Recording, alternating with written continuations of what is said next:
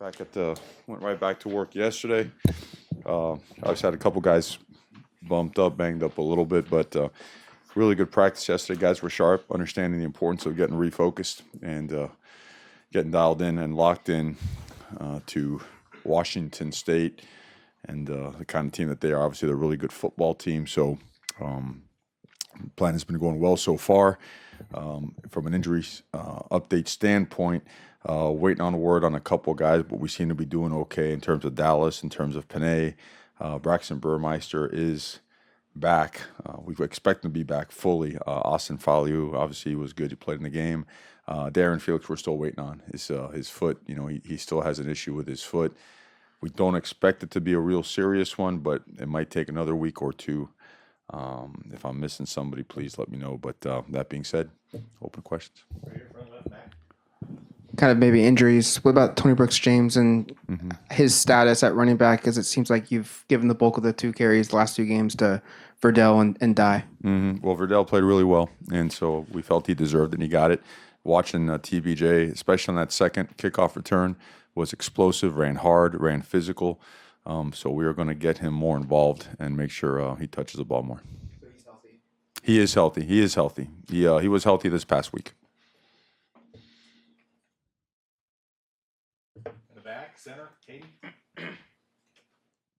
Mario, as someone that, you've been to the pinnacle of college football, being a part of a national championship team, but where did Saturday's win rank in your personal achievements for you? Oh, as high as any of those. I like to relive it for a second, but I won't and I can't. But certainly the moment itself, it doesn't get any better. It hasn't been. That's as good or better than any moment I've been fortunate enough and privileged enough to be a part of, and obviously extremely fired up for our fans, and because the way that they came out, the way they made that stadium rock, and the way they affected the game and our energy, I'm glad. It looks like they enjoyed it, so hopefully they did, and I'm glad they did. Yeah, Coach, I looked at the stats there. 44 running plays with running backs. None of them were for negative yardage. What do you attribute that to, and kind of what a success is that against a defense like that? Yeah, it's a big accomplishment. It's the direction we've been really aiming for and working towards since January. Being able to control the line of scrimmage. They're an excellent front, and they're an excellent defense. A lot of talent, a lot of big, stout guys. I think, after a game like that, your body feels it. You could tell. But that being said, we, against a team like that, a lot of times being in 2nd and 8 is not a bad thing, because 2nd and 8s will turn into 2nd and 2s or 2nd and 1s or 12, 14-yard gains, and certainly happens. So it's certainly a lot of progress towards what we want, and we feel that we could continue progressing and get better in that department. In games like that, we always gravitate to like a guy like CJ or Dylan or Justin, who had big games. But after review, what stood out to you? Maybe that doesn't show up in the box score when you reviewed that game. You guys competing, just refusing to get caught up in the scoreboard of the moment. We told our guys the scoreboard lies now.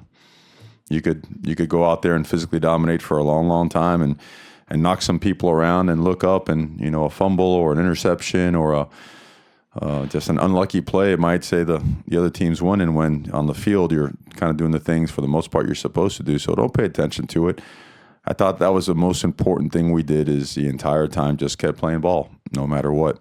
Aside from that, the physicality of the front lines continues to improve and progress. I think the investment is paying off. And that being said, we're not to where we need to be yet, but it's certainly, we're making a lot of progress in that department, and it must continue. And the other part is, we have to keep developing depth. Carlberg has shown, the guy's essentially, he's a co-starter because of his work and his development. Now guys like Sione, guys like Popo, guys like Gary Baker, all those guys, guys like Jacob Capra, who popped in there. Brady's played football before, so he's a guy that we consider another co-starter guy. But guys like him, guys like Stephen Jones, may get an opportunity to play now down the road. So all in all, at the line of scrimmage.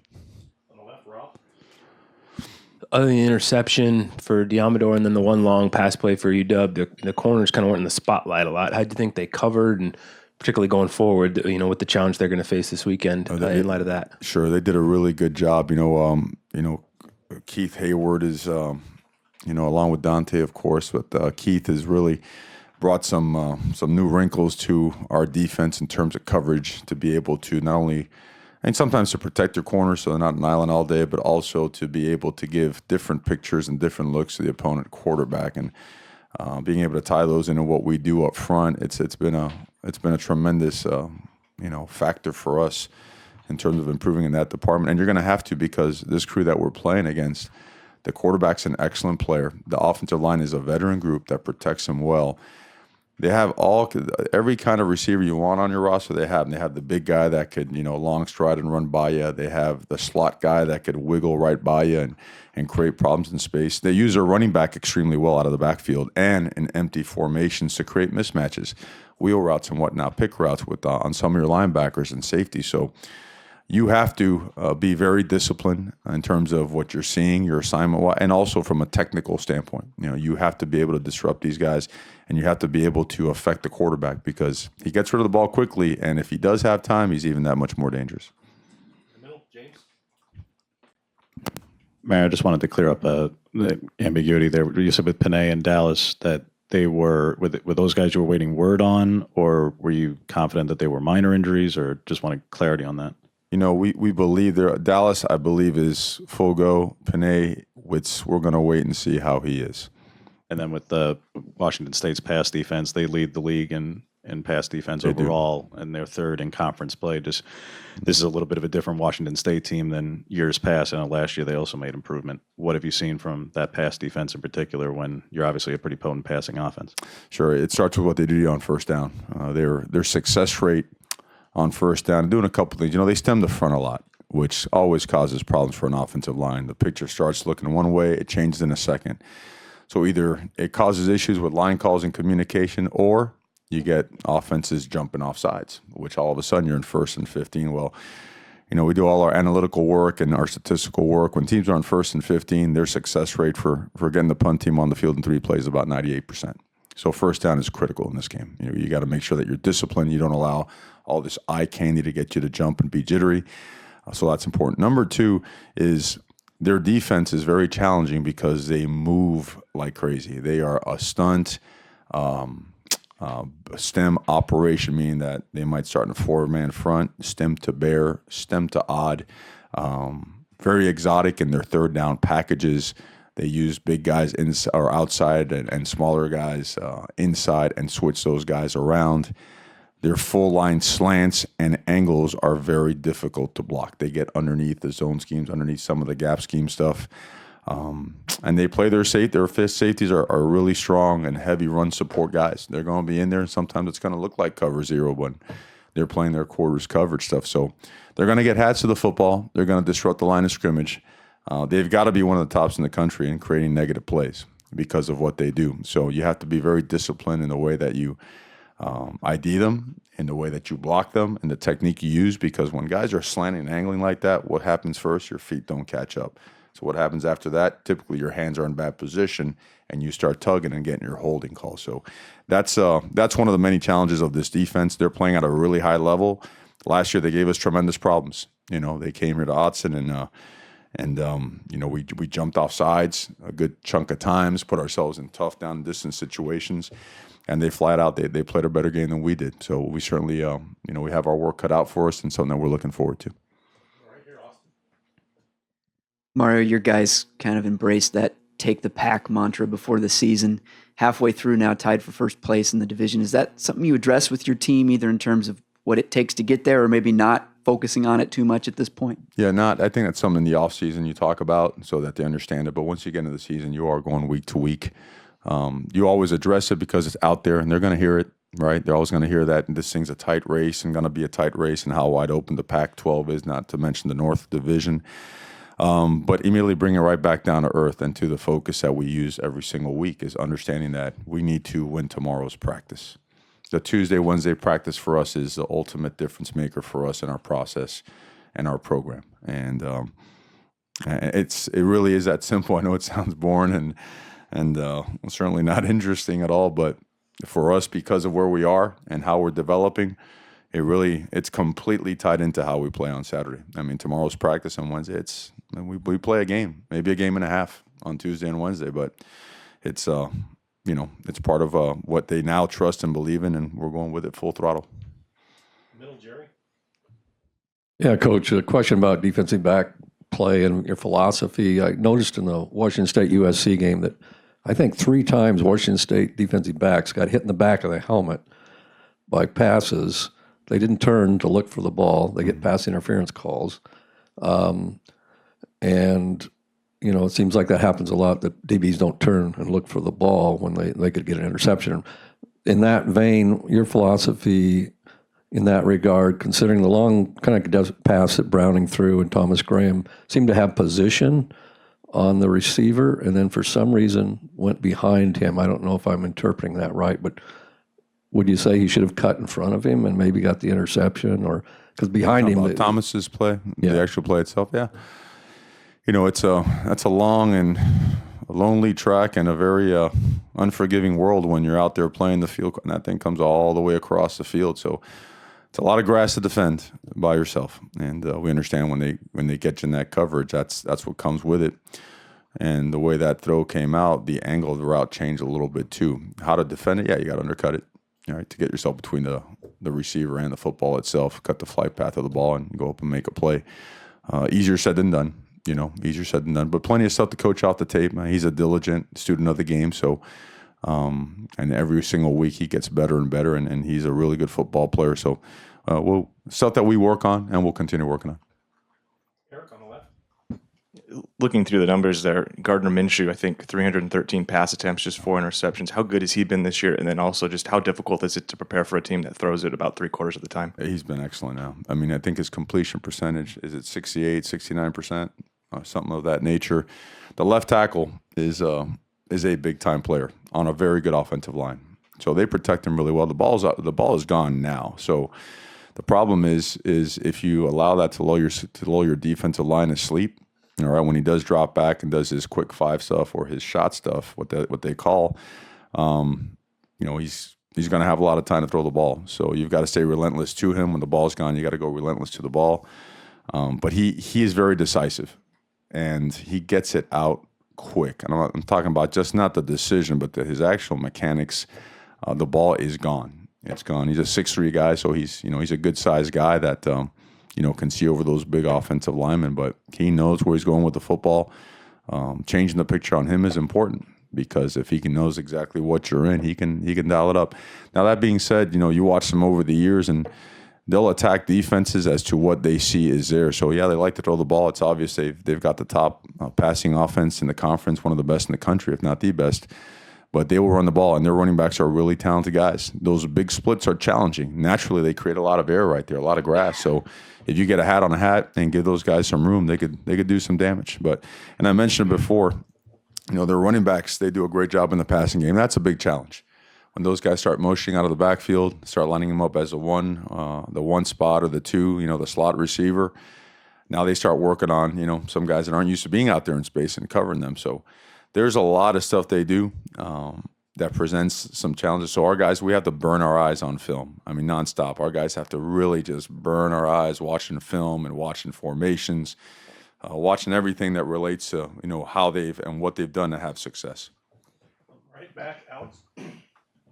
Coach, your offense is leading the Pac-12 in third down conversion rate at this point in the season. Had a number of fourth down conversions last week as well. What's gone into that success on the most critical downs this season?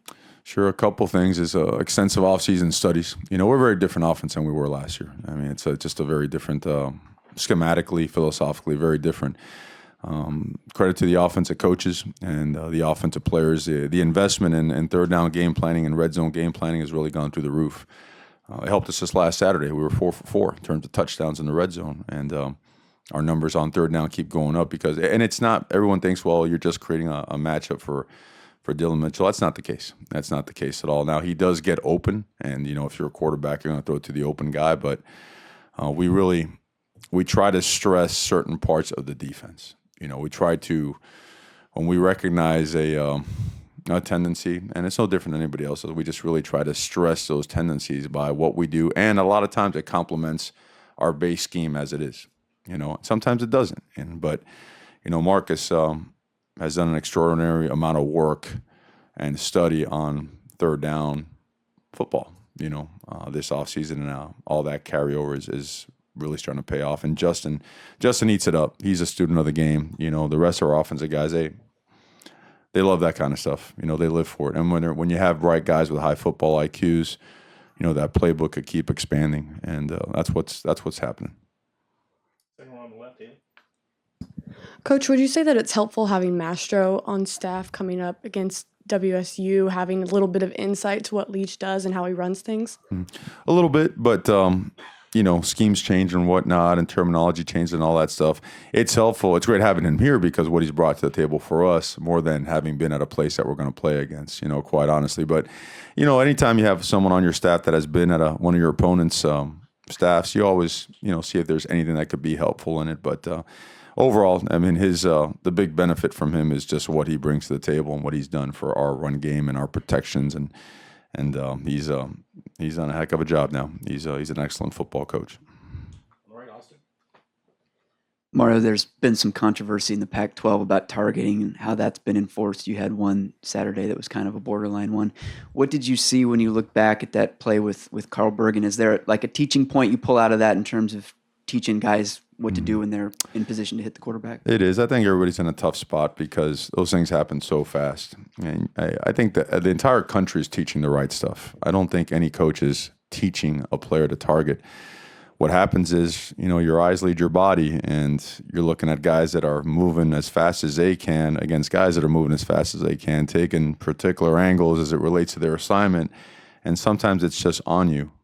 And but the rule is what it is. I'm certainly not going to contest it or complain about it, but it's difficult. It really is difficult, and it's tough when a player is trying to do the right things, and he ends up being ejected in a critical game. At a position where the depth certainly is an issue. So tough call, and I think we see examples on a weekly basis how difficult it is to officiate that stuff. So credit to the officials. They're trying. They're trying. I think it's always going to be controversial because of the ramifications of actually getting a targeting penalty. It's pretty severe, and it's game changing. It's a difference maker. We got time for two more, Matt and then James. I know you can't speak too much into specifics about it, but can you maybe explain the strategy of having a big recruiting weekend like you did for this game of this magnitude, and just kind of your feelings of how it maybe has gone? Mm-hmm. Well, the part that's difficult about that is that you really can't spend much time around them. But we make every family that takes an official visit during the season, we make them well aware of the fact that we're not going to be able to. We're preparing our team, and I kind of joke with them and tell them, it's like, well, if your son was here and I'm supposed to be getting him ready for the game, but I'm hanging out with somebody else's parents who are thinking about coming here, what am I doing for the program? But I think, and I also told them, I think it's important for them to watch us work, to watch us around our players, to watch us work our craft and our processes. So philosophically, I think it's good. I think it's good especially for those that have been here a few times already and that haven't seen the game day experience. I think that's great. I also think a moment like that it's hard to duplicate now. I know those things are impactful. Is it ever does it make it the tipping point for a decision? I don't know. I think a lot of times prospects have their decisions kind of made before they announce them. But certainly things like that, they don't hurt it. Now, the way Autzen, is alive and rocking the way it does, that is the ultimate difference maker. It really is. When people see the passion, the pageantry that surrounds Oregon football and get to experience it live, and especially on a day like that, that part of it, without question, is extremely impactful. So I'm glad they were there. All right, last question, James, here in the middle. All right, we didn't have a chance last week at the timing of the announcement, but there was discussion at the Pac-12 about replay procedures and this controversy that's been going on in the office. Mm-hmm. I think you could appreciate that where we were both at previously, Steve Shaw would be facing far greater scrutiny than what's going on right now. What is your reaction to Woody Dixon's previous involvement and the current replay procedures in this conference? You just reminded me of a kick six there. I had to get refocused there for a second. It certainly was not a good experience. In terms of the officiating stuff, I don't have a comment. I don't. I know that there's some challenges that come with it, and certainly I think controversy is always going to follow it in one way or shape or form or another. But I think we trust the conference working hard to get everything right. So I wish I could give you a better answer, something that, carries a little bit more teeth and substance, but it really kind of is where I'm so dialed into what we're doing and everything else that goes with it that I don't have any more. But I'll take another question. Take